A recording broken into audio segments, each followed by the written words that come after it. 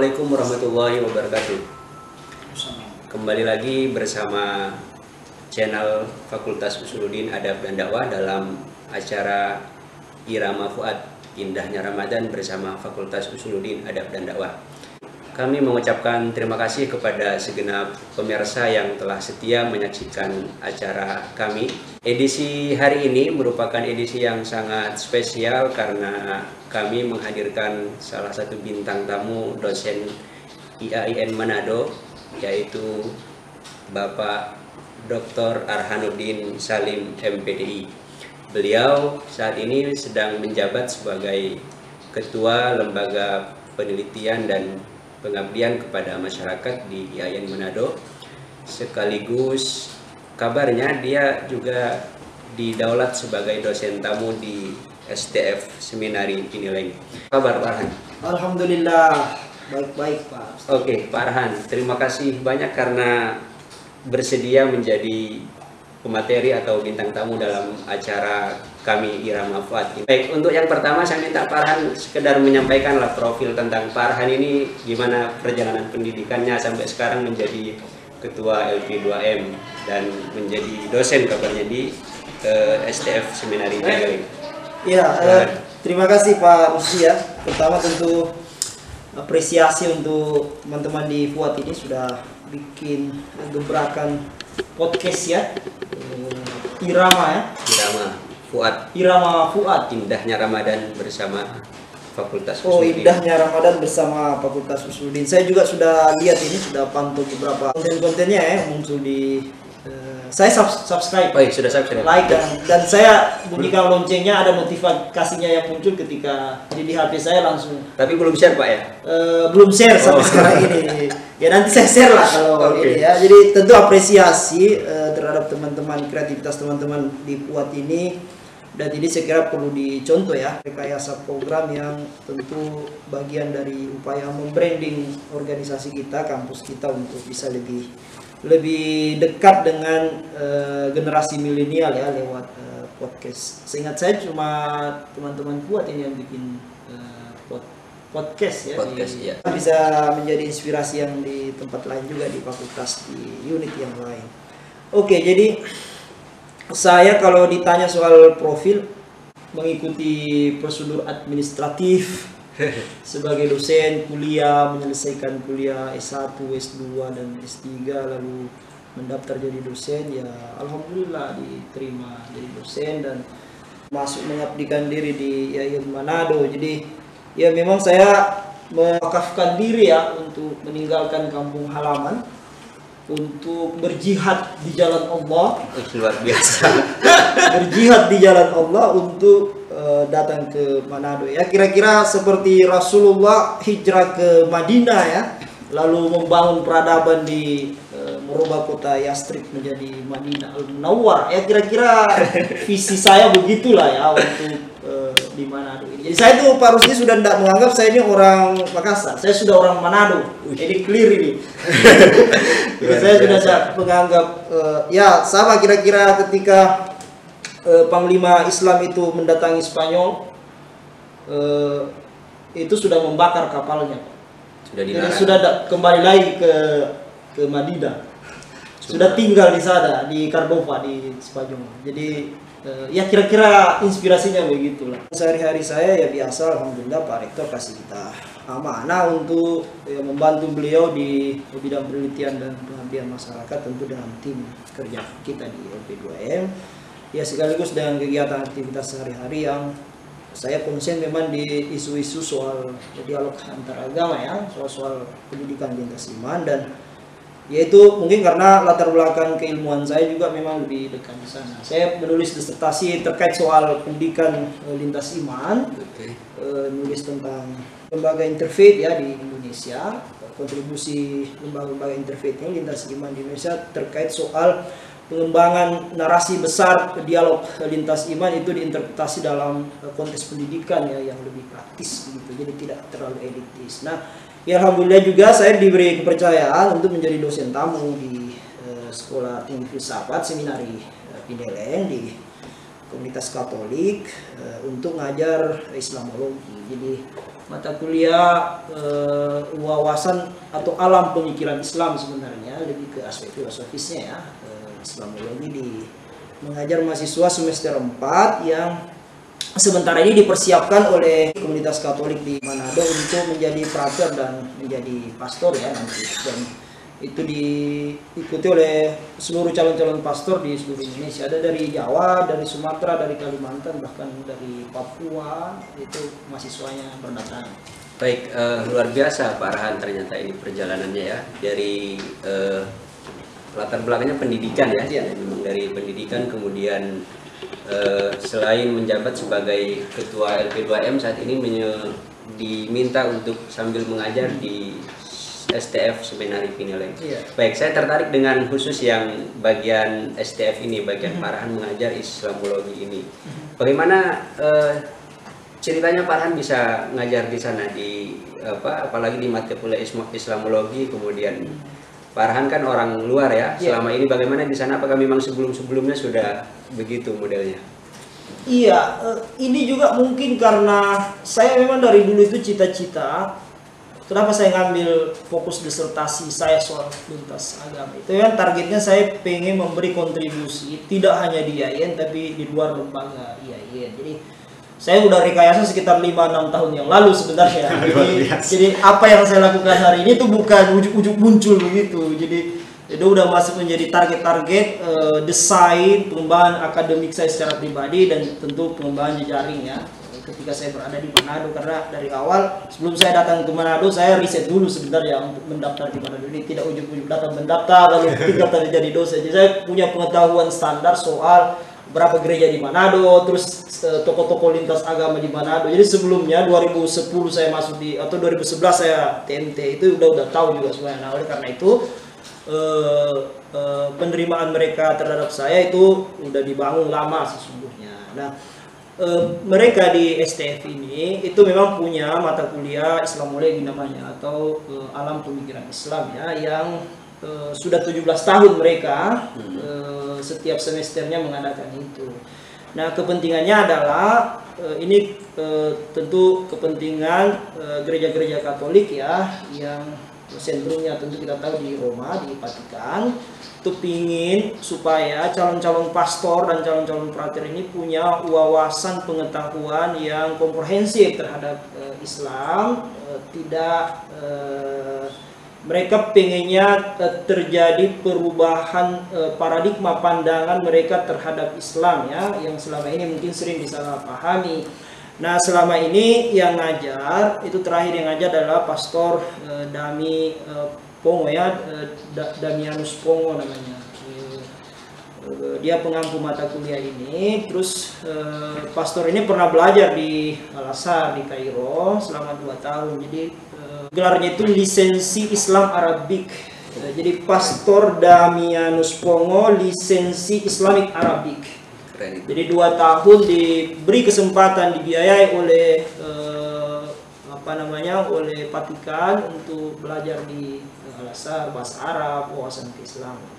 Nah, selama 17 tahun itu, baru tahun ini 2021 ini mereka pinginnya yang ngajar Islam itu tidak hanya dari mereka yang punya pengetahuan Islam, latar belakang pastor, tapi ya dari Islam sendiri yang mengajarkan.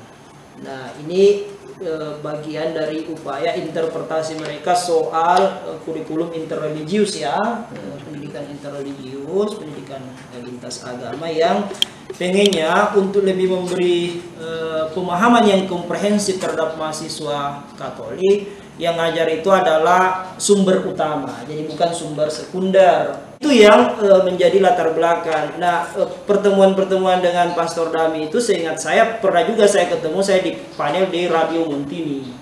Radio Muntini adalah radio yang dikelola oleh komunitas Katolik di Manado, dan itu bicara soal deklarasi ya, hubungan antara Islam, deklarasi Abu Dhabi, persatuan Islam dengan Katolik. Nah, dari situ terjadi komunikasi intens. Kemudian akhir atau awal tahun lalu kalau saya tidak salah kita ada pertemuan tokoh-tokoh lintas agama di IAIN Manado yang digagas oleh Pak Rahman dan teman-teman di LP2M untuk moderasi beragama. Itu kita undang juga Pak Pastor Dami ini untuk bicara mewakili komunitas Katolik di Manado. Nah dari situ terjadi komunikasi yang intens, ada banyak hal yang kita diskusikan, lalu ya saya diminta untuk membantulah mengajar mahasiswa.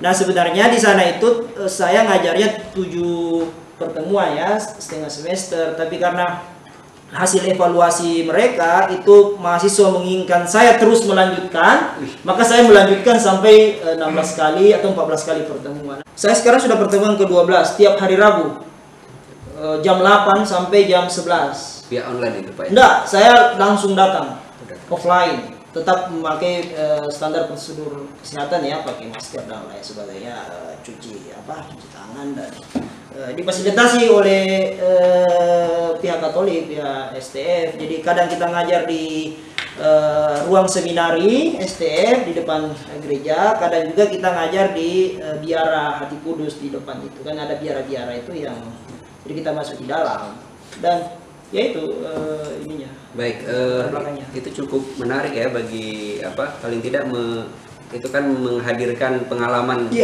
tersendiri bagi Pak Arhan, dan tentunya karena itu pengalaman yang sangat berharga, saya ingin di forum ini Pak Arhan memberikan semacam cerita atau pentingnya untuk saling berkomunikasi lintas agama, dan khususnya bagi para teman-teman mahasiswa ya di IAIN, apalagi di belakangan ini muncul kembali isu radikalisme, ada gerakan-gerakan Islam yang fanatik dan radikal. Dan dari pengalaman Pak Arhan, kira-kira apa yang bisa di-share dan bisa paling tidak dibagikan kepada para pemirsa khususnya mahasiswa di IAIN Manado terkait dengan pengalaman itu, jadi berjumpa langsung dengan teman-teman dari Katolik.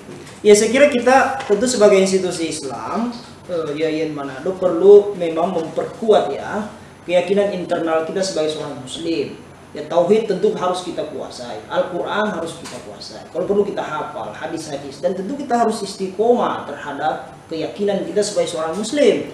Tapi dengan keistiqomahan itu bukan berarti kita tertutup terhadap pergaulan di luar Islam, terutama pergaulan yang sama-sama kita bagian dari agama Abrahamik ya, agama Yahudi, Nasrani dan Islam yang secara konsepsional itu sudah bersaudara ya. Nah oleh karena itu menurut saya ya tentu kita butuh membuka ruang-ruang dialog, ruang-ruang perjumpaan, ruang-ruang pertemuan yang tidak hanya diinisiasi oleh institusi, tapi tentu perlu tanggung jawab seluruh dosen-dosen secara pribadi untuk membuka pergaulan. Jadi pergaulan ini jangan terlalu dipersempit cuma Malendeng kampus, Malendeng kampus. Jadi artinya jadi kampus Malendeng nanti jadinya. Nah kita perlu memperluas ini jaringan kita ini, pergaulan kita ini. Jadi memperluas jaringan pergaulan ini sampai ke Pineleng, ke sana, ke seminari, ke UKIT, ke Mohon, atau ke IAKN, atau ke teman-teman Buddha, Vihara dan lain sebagainya. Supaya apa? Supaya kita ini tidak kelihatan eksklusif. Tidak kelihatan eksklusif dan tidak berjarak dengan yang ada di luar kita. Nah, oleh karena itu saya kira penting untuk tentu perlu dipikirkan juga nih soal timbal baliknya ya. Kalau misalnya seminari sudah ada kurikulum soal Islamologi, kenapa kita tidak merancang misalnya di setiap fakultas itu ada mata kuliah umum yang bisa dikuliahkan oleh seluruh mahasiswa, misalnya Kristologi. Kita sudah ada mata kuliah studi agama-agama. Studi agama-agama menurut saya tidak cukup ya. Menurut saya itu tidak cukup, karena itu hanya pengantar soal pemahaman soal agama-agama saja. Jadi itu lebih ke world religion ya, konsep world religion. Tapi kalau dia Kristologi, memang bicara soal-soal sejarah Kristen, soal-soal sejarah yang fokus, atau bicara soal Dharma ya dalam ajaran Buddha atau dalam ajaran Hindu, itu saya kira penting juga untuk teman-teman atau mahasiswa kita ini, terutama mahasiswa-mahasiswa guru-guru ini ya, PAI, kemudian teman-teman mahasiswa yang dihukum, juga tentu di Usuluddin ya, untuk kemudian ketika mereka keluar menjadi pemimpin umat, menjadi ustaz, tidak menjadi ustadz yang hitam putih. Betul. Jadi ustadz yang betul-betul multikultural begitu ya. Ustadz yang tidak hanya bergaul dengan orang sekelompok jamaahnya sendiri, tapi dia tidak gagap tidak menjadi kaget ketika bergaul dengan orang yang bukan Islam. Nah, ini harus diupayakan institusi ini. Institusi ini menurut saya itu dosa besar ketika tidak memfasilitasi pemahaman cuma pemahaman Islam saja. Karena Manado ini adalah ya prototipe dari Indonesia, miniatur Indonesia ini Manado ini. Termasuk kan Manado salah satu kota yang rukun. Kota yang rukun. Apa yang tidak ada di Manado di sini? Dari yang kiri, yang kanan, yang tengah semua ada di sini. Dan ini kan aman-aman saja, rukun-rukun saja.